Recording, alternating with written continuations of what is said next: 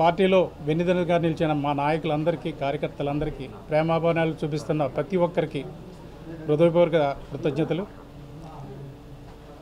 ఈ ఎమ్మెల్సీ బాధ్యత నా మీద మరింత బరువు బాధ్యతలను పెంచింది. మీ అందరికీ తెలుసు, నేను మీడియా రంగం నుంచి ఇక్కడి వరకు వచ్చాను. ఆంధ్రప్రదేశ్లో కానీ ఇతర ప్రాంతాల్లో కానీ ఎటువంటి సమస్యలు ఉన్నాయి, ప్రజలు ఎటువంటి ప్రాబ్లమ్స్ ఎదుర్కొంటున్నారనేది నాకు ఎంతో కొంత అవగాహన ఉంది. పాత్రికేయుడిగా పరోక్షంగా ఆ సమస్యల పరిష్కారం చేయడానికి ఇన్నాళ్ళు కృషి చేశాను. ఇప్పుడు ప్రత్యక్షంగా సేవ చేయడానికి ఇది ఒక అవకాశంగా భావిస్తున్నాను. నా వంతు ప్రజలకి మేలు చేయడానికి శక్తి వంచన లేకుండా నా ప్రయత్నం నేను జరుపుతాను.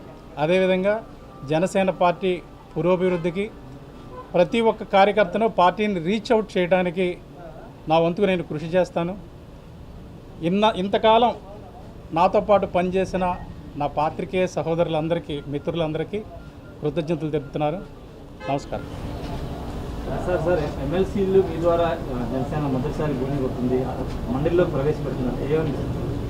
చాలా సంతోషంగా ఉందండి. ఇది హ్యాపీ మూమెంట్. బాధ్యత చెప్పాను కదా, జనసేన గాళాన్ని కౌన్సిల్ నుంచి వినిపించడానికి ఇది ఒక మంచి అవకాశంగా భావిస్తున్నాను. కౌన్సిల్లో చాలా అర్థవంతమైన చర్చలు జరుగుతాయని, ఇక్కడ అసెంబ్లీకి వచ్చి కొంచెం ఆవేశంగా చర్చలు జరుగుతాయి, అక్కడ అర్థవంతమైన చర్చలు జరుగుతాయి. అసెంబ్లీకి బ్రేక్ డౌన్ వేస్తూ ఉంటుంది కౌన్సిల్. మీ పాత్ర ఎలా ఉంటుంది?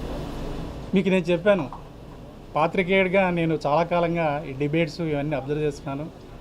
ఈ డిబేట్స్ ఎలా జరుగుతాయి, కంటెంట్ ఎలా ప్రిపేర్ అవుతారు, ఏం మాట్లాడాలి, ఏం మాట్లాడకూడదు, సభ్య ప్రపంచానికి మనం ఏం అందజేయాలి, ఇవన్నిటి మీద అవగాహన ఉంది. కాబట్టి సభ్యత